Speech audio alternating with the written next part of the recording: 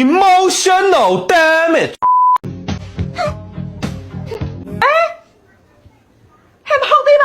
အရင်တော့အမေငယ်ကြီးသားနဲ့တွေ့အမေဘယ်လိုပြောမှလဲ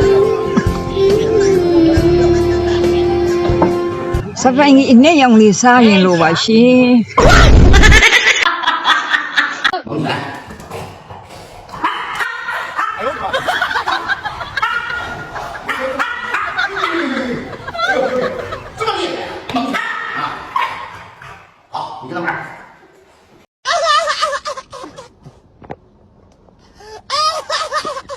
low，追着你懂得是 thank you，毛里追着你懂得。